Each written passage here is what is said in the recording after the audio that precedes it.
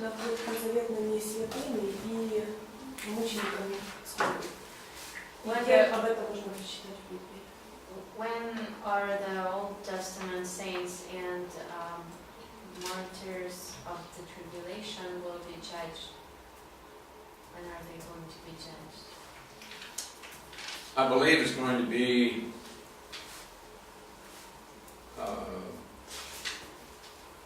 at the time of their resurrection. Я думаю, суд произойдет во время их воскресения. We're not told this. We don't have that information. Нам об этом не сказано, этой информации у нас нет. But since our evaluation is when we are resurrected, Поскольку мы будем взвешены после нашего воскресения, then it would be reasonable to assume that theirs will be at the same time. то разумно предположить, что и у них тоже суд произойдет в то же время. So,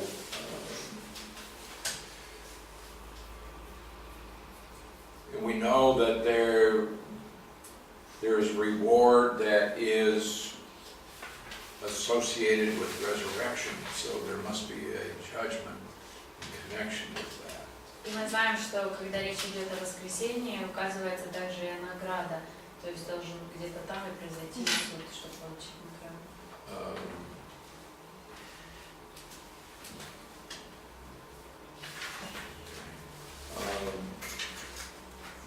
Although we're not told about their judgment, like the judgment seat of Christ, we're not given that information. Хотя у нас нет этой информации, как нам дана информация о судилище Христовом, о их суде у нас нет информации. But we do know that there will be the resurrected Old Testament saints during the millennium. Но мы знаем, что в миллениуме будут присутствовать воскресшие святые Ветхого Завета. So it must take place at their resurrection. То есть суд должен произойти, наверное, во время их воскресения. For example, in Revelation 20, that the tribulation saints who have been resurrected, it says that they're going to reign with Christ for 1,000 years. So they must have been rewarded. И также в 20 главе Откровения сказано, что здесь души вот этих умерших мучеников, они воскресли, жили и царствовали с Христом 1000 лет, то есть они получили награду, получается.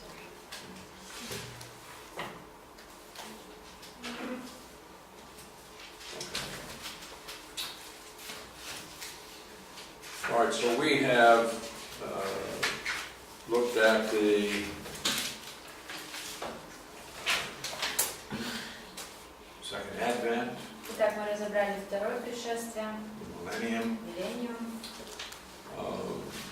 and then there will be the destruction of the universe, затем произойдет разрушение этой вселенной, the great white throne, суд Великого Белого Престола.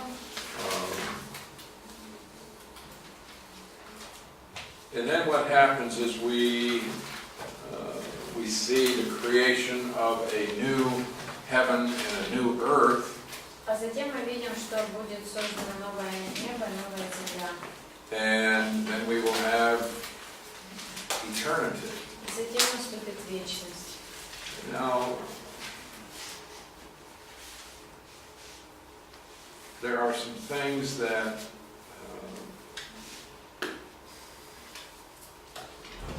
we need to try to explain. Есть несколько моментов, которые нам необходимо попытаться объяснить.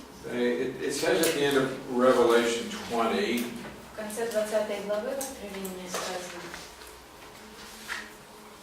that there's this great white throne. It says heaven and earth have fled away. сказано, что есть этот белый великий престол, и небо и земля убежали от его лица. We have a great white throne judgment. Итак, суд Великого And Белого then next Престола. in chapter 21, verse 1, I saw a new heaven and a new earth. И затем в 21 главе, в 1 стихе, потом я увидел новое небо и новую землю. The first heaven and the first earth had passed away. Первого неба и первой земли уже не было. Right. Then I, John, saw the holy city, New Jerusalem, coming down out of heaven from God, prepared as a bride, adorned for her husband. Затем я, Иоанн, увидел святой город, Новый Иерусалим. Он спускался с небес от Бога, приготовленный как невеста, украшенная для своего мужа. And I heard a loud voice from heaven saying, Behold, the tabernacle of God is with men, and he will dwell with them. И услышал я громкий голос, прозвучавший от трона. Это жилище Бога с людьми. They shall be his people, and God himself will be with them and be their God. Здесь он будет жить с ними, и они будут его народом, а он будет с ними их Богом. Now,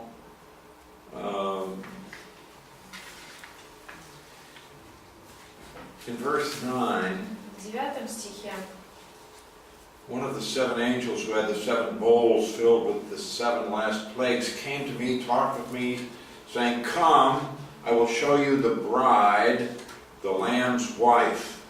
один из ангелов, имеющих 7 чаш, наполненных 7 последними бедствиями, подошел и сказал мне: «Пойдем, я покажу тебе невесту, жену ягненка». And he carried me away in the Spirit to a great and high mountain, and showed me the great city, the holy Jerusalem, descending out of heaven from God. И он перенес меня в духе на большую и высокую гору. Оттуда он показал мне святой город Иерусалим, Having the glory of God. Он сияет славой Бога. And then he goes on to give a description of this city that he sees. И затем дальше он описывает этот город, который он видит.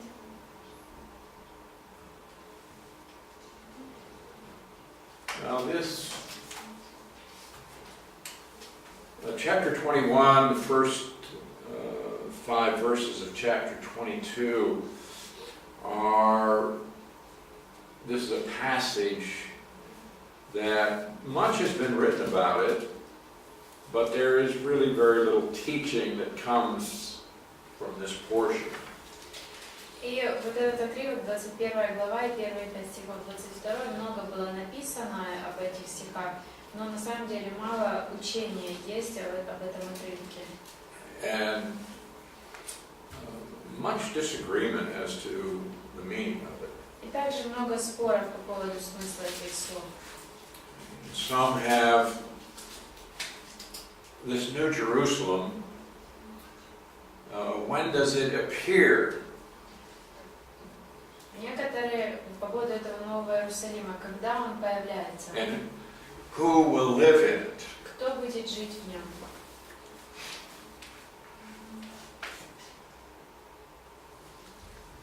And there was much debate about this.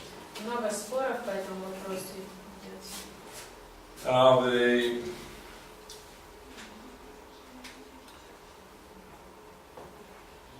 The prevalent pre-millennial view is that this New Jerusalem Среди премиллионистов преобладает такой взгляд, что этот Новый Иерусалим comes down from heaven спускается с небес, and it is suspended above the earth during the millennium. и он остается над землей, парит над землей во время миллениума. And that in this New Jerusalem will live the resurrected saints of all of the ages. И в этом Новом Иерусалиме будут жить воскресшие святые всех веков.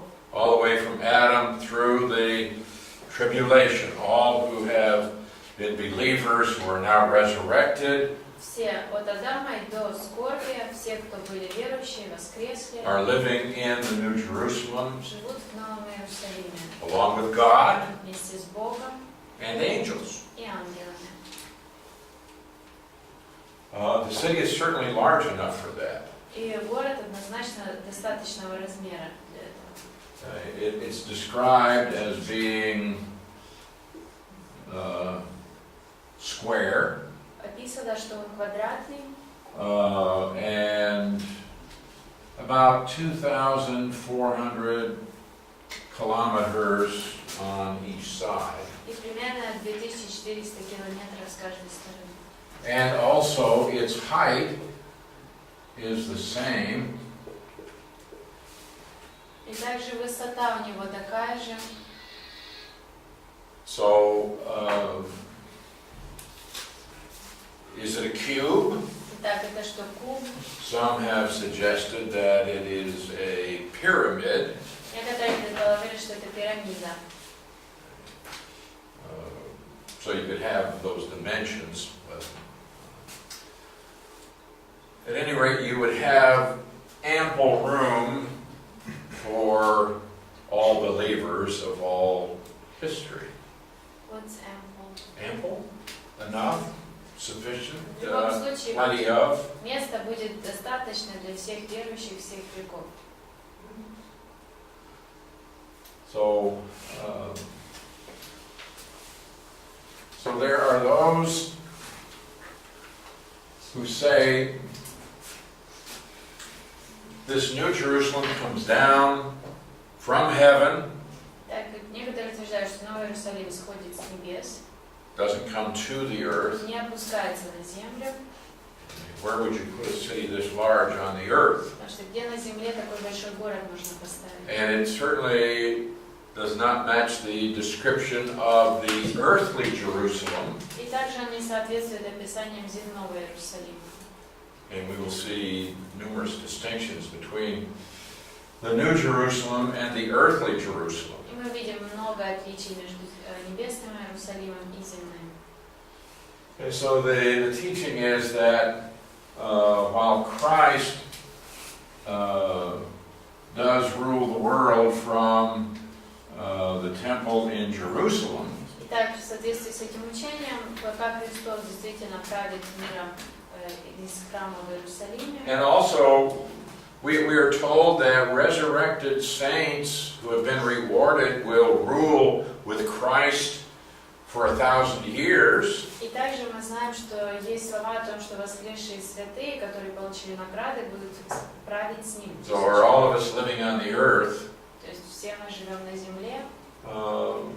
There are many who say no, that the bride of Christ is living in the New Jerusalem. Но есть много сторонников такого взгляда, что нет, невеста Христа живет в And the Иерусалиме. saints of the Old Testament are also living in the New Jerusalem. И также святые Ветхого Завета тоже живут в Новом Иерусалиме. And that even the Lamb, Jesus Christ, lives in the New Jerusalem, И даже Агнец, Иисус Христос, живет в Новом Иерусалиме. but that he comes to earth to rule the nations, Но Он приходит на землю, чтобы управлять народами. and that people who have been given rulership as part of their reward, they will also commute to earth to carry out their job and then go back.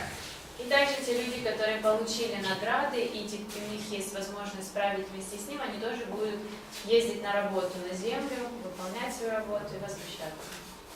So there's this view, and that then when you have the creation of the new heavens and the new earth, Итак, есть такой взгляд, а также есть взгляд, что когда говорится, что будет создано новое небо, новая земля, that this will be a part of that.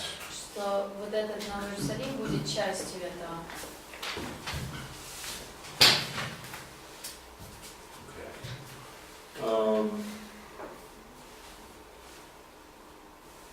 Now, what we have in Revelation 21 and 22 В Откровении 21-22 really is the only information about eternity. вот это все стихи, которые у нас есть о вечности. There's a lot of information about the millennium. Есть много информации о миллениуме. Throughout the Old Testament, По всему Ветхому Завету. and in the first 20 chapters of of Revelation. В первых 20 главах Откровения We have information about things on the earth, but we don't have information about eternity. нам дается информация о том, что будет на земле, но вот о вечности у нас нет информации. There's a fairly popular book in America right now. It's called Heaven. Сейчас в Америке есть довольно популярная книга, называется «Небеса». But the man takes mostly descriptions of the millennium and he says this is heaven. Человек этот берет в основном описание миллениума и утверждает, что это небеса. But we shouldn't confuse the millennium with the eternal order. Но нам не нужно путать миллениум, то есть смешивать его с вечным порядком. Now what we find in the last 2 chapters of Revelation is information not found elsewhere in the Bible. И в этих вот последних 2 главах находится у нас такая информация, которой нигде в Библии больше нет. Now we know that the millennium itself is only 1,000 years. Мы знаем, что сам миллениум всего 1000 лет будет длиться. So if we have something that is 1,000 years, Так, если есть период в 1000 лет, that's not forever. это не вечность. But for example, in the Davidic covenant, it's promised that David will have a son who will sit on his throne forever. Ну вот, например, в Давидовом завете сказано, что у Давида будет сын, который восседать на престоле будет вечно. There will be an eternal kingdom, Будет вечное царство. which must be much longer than 1,000 years. То есть должно быть оно дольше, чем просто только 1000 лет. So what we have in the millennium is history's last period of time. Итак, можно сказать, что миллениум является последним отрывком истории. God is testing man under conditions of perfect environment. Бог испытывает человека в условиях совершенной окружающей среды. And man fails the test because we see that there is the rebellion against God at the end of the 1,000 years. И человек провалил и это испытание, потому что мы видим, что в конце 1000 лет будет восстание. So at the end of this time, God is going to get rid of Satan. He'll get rid of all unbelievers. And evil and sin will be eliminated. And then He's going to create a new universe. И в конце этого времени Бог избавится от сатаны, от неверующих, смерть и грех будут тоже от них избавиться Он. И после этого Он создаст новое небо и новую землю. And this will be a place where there is only righteousness forever. Это будет тем местом, где вечно будет праведность. So there has to be an eternal kingdom Это необходимо, чтобы было вечное царство, which must go beyond the 1,000 years of rule on the earth. которое должно выйти за пределы тысячелетнего царства на земле. Now, everything that is known about the eternal order is found in Revelation 21 and the first 5 verses of Revelation 22. Все, что нам известно о вечном порядке, мы находим в 21 главе Откровения и в первых 5 стихах 22. So we see that in eternity, God Himself will live with man. Итак, мы видим, что в вечности сам Бог будет жить с людьми. It's 21:3. Это 21:3. And then in verse 4, the curse that was put upon the earth and all of the effects of it will be removed. И затем в 4 стихе проклятие, которое было возложено на землю, и все его последствия, будет забрано. Revelation 21:4. 21:4. «И отрёт Бог всякую судью со всех их, и смерти уже не будет, ни плача, ни вопля, ни болезней не будет уже, ибо предыдущее прошло». Прежнее прошло. Okay. So the former things have passed away. Итак, прежде ушло. Anything connected with sin, evil, curse, suffering, they're all gone. Все, что было грехом, страданием, проклятием, болью, все это ушло. And then in verse 5, behold, I make all things new. И затем 5 стих. Я делаю все новое. He says these words are true and faithful. Говорит, запиши, потому что эти верные и истинные, это верные и истинные слова. And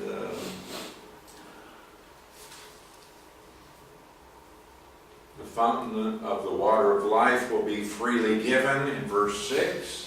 6 стих. Я дам пить безвозмездно из источника воды жизни.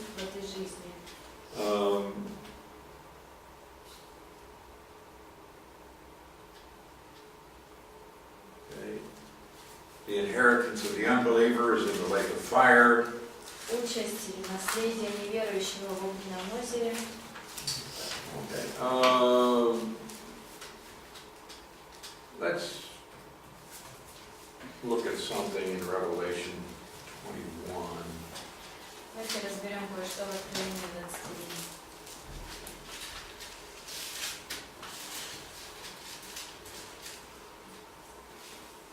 21. In verse 7, В 7 стихе.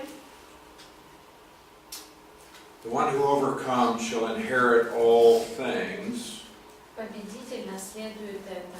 I will be his God, he will be my son. И я буду его Богом, он будет моим сыном. Now,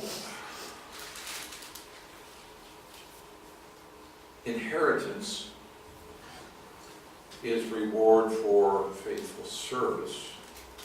Наследие – это награда за верное служение. And in order to inherit, you have to be an overcomer. И чтобы наследовать это, тебе нужно быть этим победителем. There are those who teach that all believers are overcomers.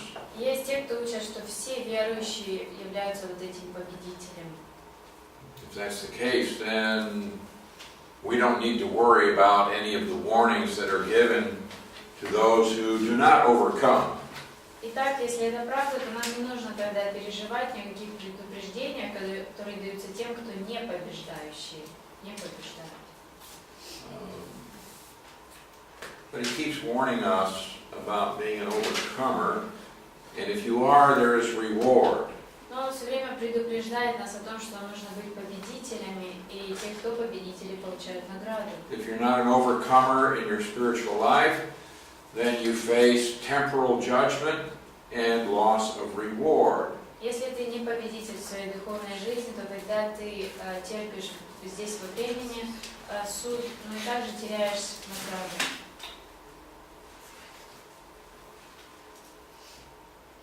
Now, in verse 8, cowardly, unbelieving, abominable, murderers, sexually immoral, sorcerers, idolaters, and all liars shall have their part in the lake which burns with fire and brimstone, which is the second death. Но боязливые, неверные, подлые, убийцы, развратники, колдуны, идолопоклонники и все лжецы, им место в озере и горящей серой – это вторая смерть. This presents a serious problem. Вот здесь появляется серьезная проблема. Are Christians ever cowardly? Бывает так, что христиане боязливые. Конечно. Are Christians ever unbelieving? Бывают ли христиане неверными, Do верующими? you ever have doubts? Бывают ли у вас сомнения? Are there ever times when you fail to trust God? Бывают ли ситуации, в которых вы не смогли довериться Богу? Then you are unbelieving. Получается, вы неверные. And then you have, I don't know, this word abominable. When you I have something like mean. mean.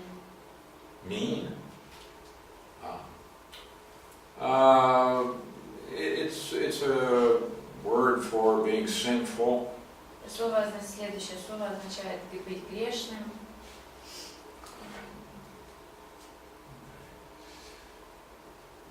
Of course, we understand about murderers and fornicators and sorcerers and idolaters. Конечно, с убийцами, развратниками, колдунами, идолопоклонниками нам понятно. But then it says, and all liars. А затем сказано, и все лжецы. Never lie. Вы когда-нибудь врали? Well, this says they will have their part in the lake of fire. Здесь сказано, им место в озере огненном. Well, are we talking here about believers? Are we talking about unbelievers? Итак, здесь речь идет о верующих или о неверующих. Some say, well, you would never describe a believer with these terms. Некоторые говорят, ну верующего никогда ты не опишешь вот такими вот словами. And yet, we can read the New Testament epistles and find examples where Christians are guilty of all of these things. Тем не менее, в Новом Завете даже мы можем прочитать описание церквей того времени, и мы видим, что христиане совершают такие поступки. So how can we understand this? Итак, как тогда понимать эти стихи? I think that if we are looking at the fact that he's talking about inheritance, Я думаю, что если мы здесь посмотрим на тот факт, что он говорит о наследии, and then we look at the word in verse 8 for part. как у вас сказано, и все лжецы, что дальше? Участь. Участь. Их часть. Износка доля. Ну да, участь это доля, это не часть. This is an interesting word. Это интересное слово. It's the Greek word meros. Греческое слово «майерс».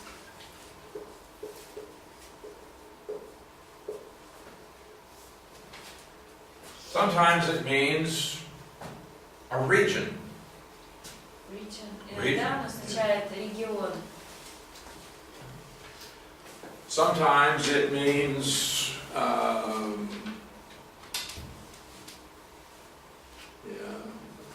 district. Район. Sometimes it means a part of something as opposed to the whole of something. Иногда оно означает часть чего-то, а не что-то целиком. But it can also mean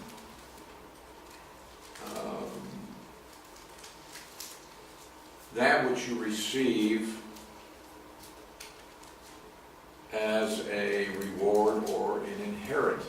И также оно может означать что-то, что ты получаешь в качестве награды или наследства. So, for example, hold the place here, we'll come back. But look at Luke chapter 15. Например, не закрывайте здесь, но откройте Луки 15. In Luke 15, you'll recall we have the three parables. Луки 15, там три притчи. The lost sheep, the lost coin, Потерянная овца, потерянная монета, and then the prodigal son. затем блудный сын. All right, if you go down to verse 11, a certain man had two sons. 11 стих, посмотрите. У одного человека было два сына. The younger said to the father, "Give me the portion of goods that falls to me." Младший сказал отцу: отец, дай мне ту часть наследства, которая причитается мне. Now, this word that we have here, portion, Вот здесь слово часть. it's the same word that is found in Revelation 21:8. То же самое слово, что и в Откровении 21:8.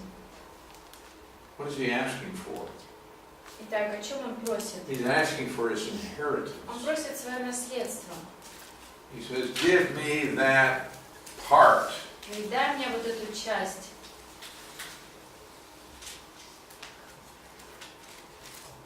So, it may well be that John, when he uses this word, Вполне возможно, что когда Иоанн использует это слово, is saying, if you are not an overcomer, if you're not living a godly life, пусть он говорит, если ты не победитель, если ты не живешь благочестивой жизнью, then your reward is going to wind up in the lake of fire. то твоя награда может оказаться в огненном озере. But if you overcome, you inherit all things. Но если ты побеждаешь, то наследуешь это. Are we all going to be equal in eternity? And the answer is no. Будем ли мы все равны в вечности? Нет. You've been faithful in a few things, I will make you ruler over many things. Ты был верен в малом, я сделаю тебя управляющим над многим. What if you're not faithful in a few things? А если ты не верен в малом? Is he going to throw you into the lake of fire? Он бросит тебя в огненное озеро? No. Нет. But he may well throw your reward into the lake of fire. Твою награду он может бросить в огненное озеро.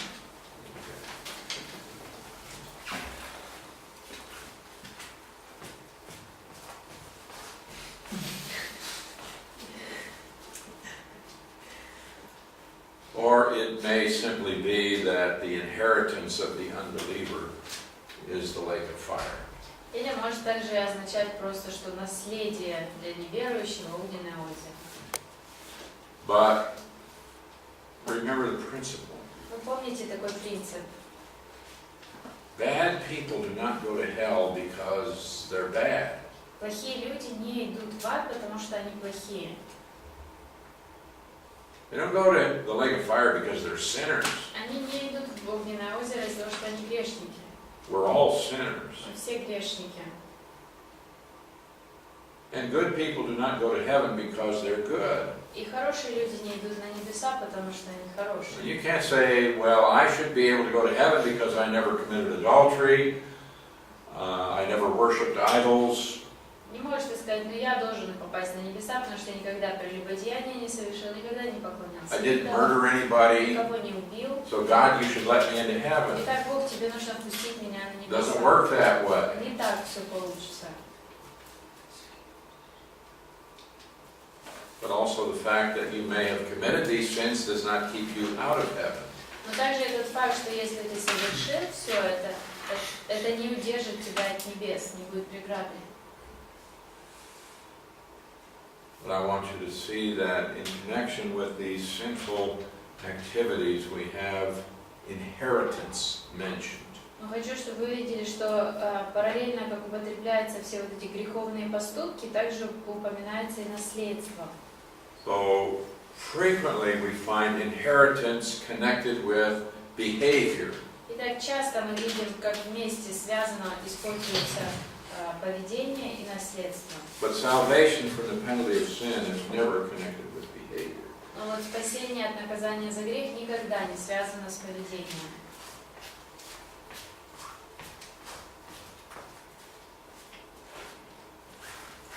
Okay, so what we have in chapter 21 Итак, and the first part of 22 21 глава и первая часть 22 is not a description of heaven, it is a description of New Jerusalem. это не описание небес, это описание Нового Иерусалима.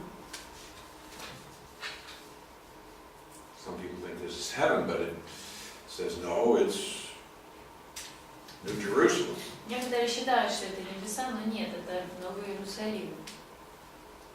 In verse 11, В 11 стихе he says that the great city, Holy Jerusalem, has the glory of God. он говорит, что Иерусалим, этот город, он сияет славой Бога. And it has the glory of God because God lives in the New Jerusalem. И сияет он славой Бога, потому что Бог живет в Новом Иерусалиме. Right now, the city is described in quite a bit of detail. И город этот описан довольно детально. We see that there is a wall that goes around the four sides. Мы видим, что стеной огорожена с четырех сторон. In verses 12 through 18. 12 по 18. And we have, in verse 12, a great and high wall. В 12 у города большая и высокая стена. 12 gates. 12 ворот. That would mean 3 on a side. Значит, по 3 на каждой стороне. 12 angels at the gates. 12 ангелов у So I ворот. understand there will be one angel standing guard at each of the 12 gates. То есть по ангелу будет стоять у каждого из 12 ворот. And names written on them, На воротах написаны имена. which are the names of the 12 tribes of the children of Israel. Имена 12 родов Израиля. So each gate has a name. Итак, у каждых ворот есть имя. The name of a tribe of Israel. Имя одного из родов Израиля. And so he says, 3 gates on each of the 4 sides. Там говорит, по 3 ворот с каждой стороны. Now the wall of the city had 12 foundations. Стена города стоит на 12 основаниях. On them were the names of the 12 apostles of the Lamb. И на них написаны имена 12 апостолов Ягненка. So now we have 12 foundations or foundation stones, and on each of these is written the names of one of the 12 apostles. Итак, у нас теперь 12 камней, 12 оснований, на каждом из них имя апостола. I would understand that the apostles of the Lamb are the same as the apostles of the church. Я бы предположил, что апостолы Ягненка это те же апостолы церкви. Which would be the 11 believing disciples plus Paul. И это будет 11 верующих учеников и Павел. And then we see the measurement. Затем мы видим измерение. In verse 16, the city is laid out as a square. Город был квадратным, 16. Its length is as great as its breadth. Длина его равнялась ширине. 12,000 furlongs.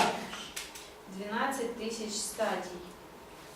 Oh, I don't know, it's 23 to 2,400 kilometers. Это примерно 2400-300 километров. And its height is the same. И такая же его и высота. Then he measured its wall, Затем он измерил стены. 144 cubits. 144 локтя. So what is that, about 68 meters? Примерно 68 метров. Pretty tall building. Довольно высокое здание.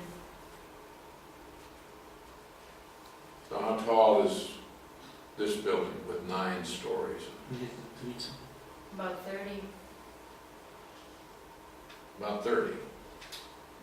So we're looking at something that's as high as a 20-story building.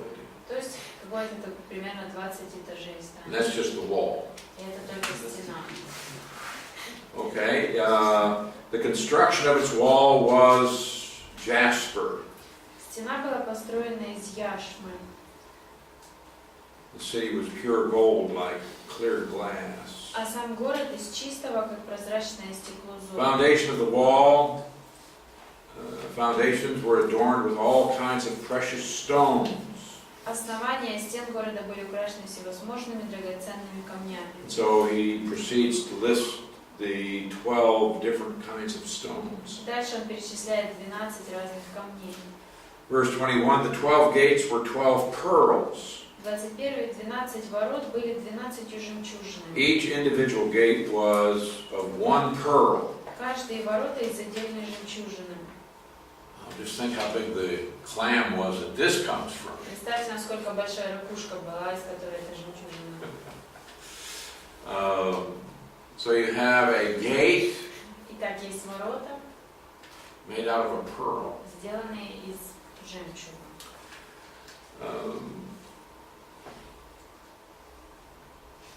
Each individual gate was one pearl. Итак, каждый ворота из отдельной жемчужины. The street of the city was pure gold. А центральная улица города была из чистого, как прозрачное стекло золота. But I saw no temple in it, for the Lord God Almighty and the Lamb are in its temple.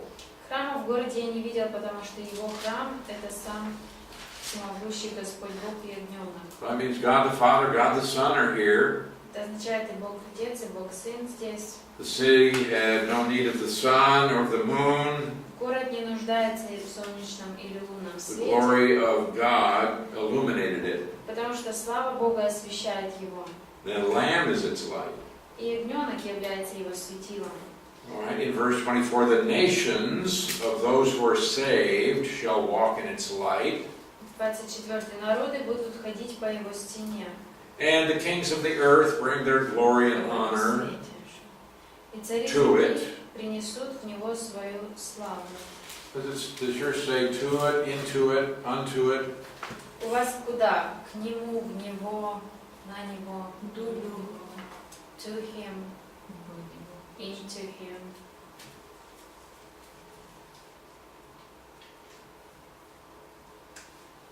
Into it. Into and to. Well, the kings of the earth bring their glory and honor. To and into. Oh, so you have both translations. Okay. The preposition could be translated either way. Предлог этот можно привести и так, и в, и к. But notice we have nations. Обратите внимание, что есть народы. So there will be national distinctions in the future. То есть в будущем все еще будут разделяться люди на народы. Its gates shall not be shut at all by day, Ворота города никогда не будут закрыты and there днем, be no night there, а ночи там не будет. which means the gates will never close. Означает, ворота никогда не закрываются. And they shall bring the glory and the honor of the nations into it. И принесут в него славу и честь народов. But there shall by no means enter it anything that defiles. В него не войдет ничто нечистое. So all unbelievers are excluded, of course. Итак, все неверующие за пределами этого Only города. those who are written in the Lamb's book of life. Там будут только те, чьи имена записаны у ягненка в книге жизни. He showed me a pure river of water of life, clear as crystal, proceeding from the throne of God and of the Lamb. Затем он показал мне реку воды жизни, блестящую как кристалл и текущую от трона Бога и ягненка. In the middle of its street, Посредине центрального it's interesting that this city is described as having only one street. Интересно, что по описанию звучит, как будто в городе лишь одна улица. I have a city that large with just one street. Интересно, что город настолько большой, лишь одна улица. I don't Не знаю. know. There's a tree of life. It says it's on each side of the river. По обе стороны реки растет дерево жизни. The tree has 12 fruits, different fruit every month. Оно приносит 12 раз в год, давая каждый месяц свой плод. The leaves of the tree are for the healing of the nations. А листья дерева предназначены для исцеления народов. No more curse. И там уже больше не будет ничего проклятого. The throne of God and of the Lamb shall be in it, В городе будет находиться трон Бога и ягненка. and his servants shall serve him. И его рабы будут служить ему. Now this is saying that you're going to have a job to do in eternity. Это означает, что в вечности у тебя будет какая-то работа. Some people think, what are you going to do forever? И некоторые, потому что некоторые говорят, ну вот чем можно заниматься в вечности? You'll have something that will make your existence interesting. Будет что-то, из-за чего твое существование будет You'll интересно. have a purpose. У тебя будет цель. So in the New Jerusalem, his servants will serve him. Итак, в Новом Иерусалиме его рабы будут служить ему. They shall see his face, Они будут видеть его лицо, and his name shall be on their foreheads. и на лбу у них будет написано его имя.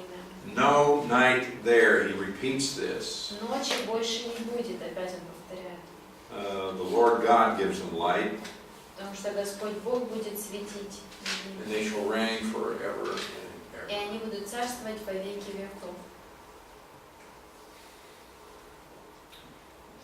So, this is the description of a city, Итак, здесь описан город, not just some vague idea of heaven, but a specific city и какая-то такая нечеткая картина какой-то вечности, она город. Some небес. people have asked about the tree of life and healing for the nations. Некоторые задают вопрос по поводу этого дерева жизни и исцеления народа.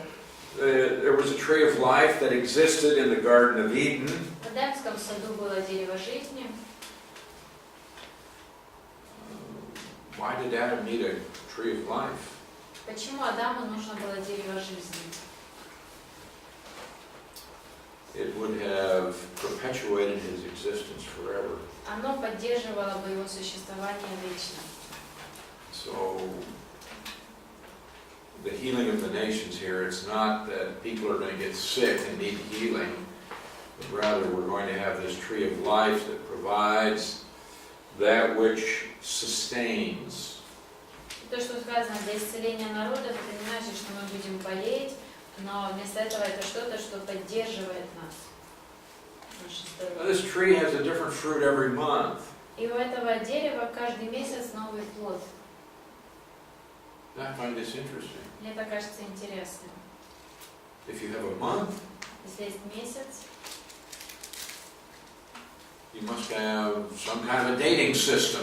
то должна быть какая-то система отсчета. Even though we are in eternity where time doesn't exist, Хотя мы уже в вечности, где время не существует, there is some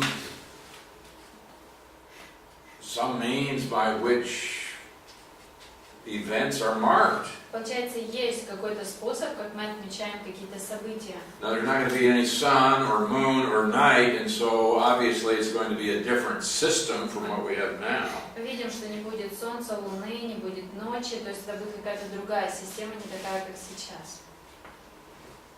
You have a different fruit every month, so Потому что новый, другой плод каждый месяц. maybe that's how we know it's a new month. We have a new fruit. Может, вот как мы будем знать, что новый месяц, когда новый плод какой-то. But who's going to live in this city? Кто будет жить в этом городе? The Lord, Господь, the Lamb, Агнец, angels, ангелы and the redeemed of all angels, of all ages. и искупленные всех веков.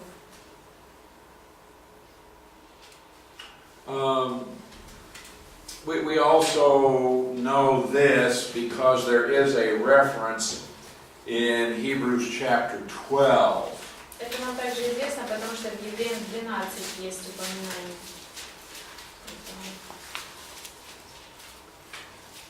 In Hebrews chapter 12, Евреям 12, in verse 22, 22 стих. he says, "You have come to Mount Zion, Говорит, вы пришли к горе Сион, the city of the living God, в городу живого Бога, the heavenly Jerusalem." небесному Иерусалиму. Now he says that in this heavenly Jerusalem, Говорит, что в этом небесном Иерусалиме there is an innumerable company of angels. есть неисчислимая группа ангелов, количество ангелов. And then, I have General Assembly. What do you have? They are, скажите, как у In нас verse at the end, 23. в начале 23-го. І до церкви первороджених на небі написаних. Church of first Before that. Oh, let's see. I have gathering of firstborn.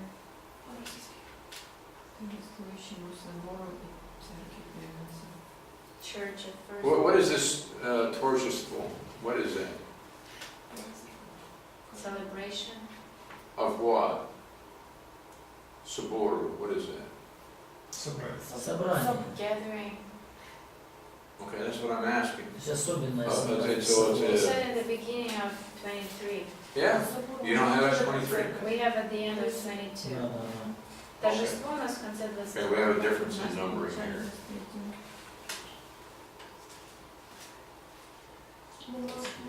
Это не у нас. У меня это тоже. в синодальном тоже по-английски. Okay.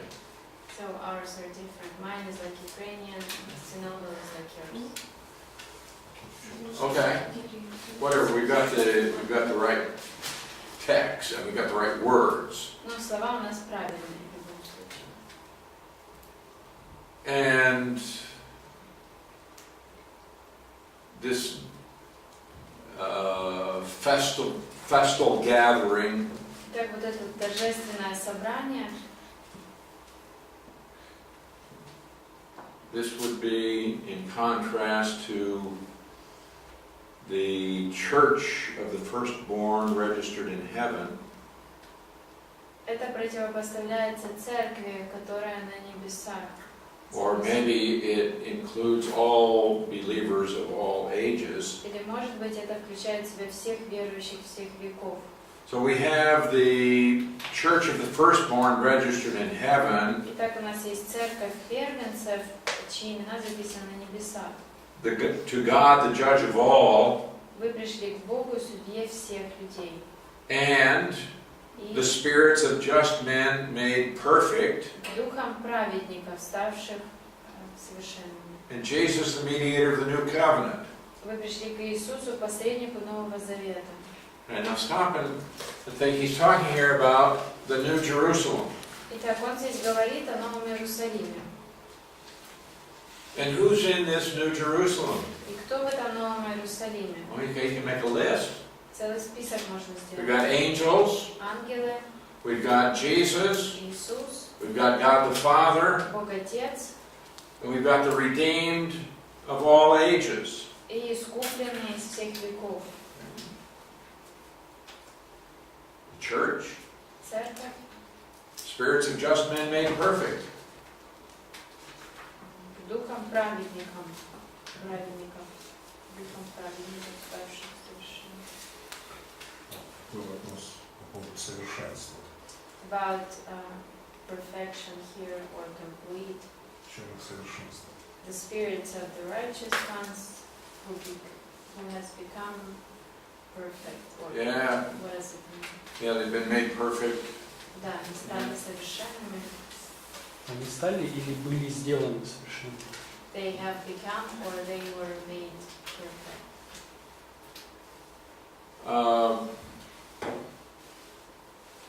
We have a perfect tense here. Здесь перфектистый глагол. Пассивный или Mhm. Is it Yes. passive or active? Пассивный? Passive. Пассивный глагол.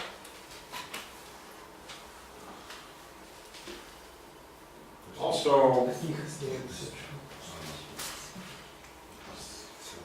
Also, it's interesting if we go back to chapter 11 of Hebrews Также интересно, если вернуться к 11 главе Евреям, and read about Abraham. почитать об Аврааме. In verse 9 it says, by faith he sojourned in the land of promise as in a foreign country. 9 стих. Верой он поселился в обещанной земле, как чужеземец, живя в палатках. He lived in a tent, Живя в палатках, as did Isaac and Jacob. как и Исаак и Иаков. In verse 10 it says he waited for the city. А в 10 сказано, потому что он ожидал города. The city which has foundations, Города, стоящего на прочных основаниях. whose builder and maker is God. Архитектор и строитель, которого сам Бог. I find this very interesting that Abraham was looking for a specific city built by God. Мне кажется интересным, что Авраам ожидал какого-то конкретного города, который построит Бог.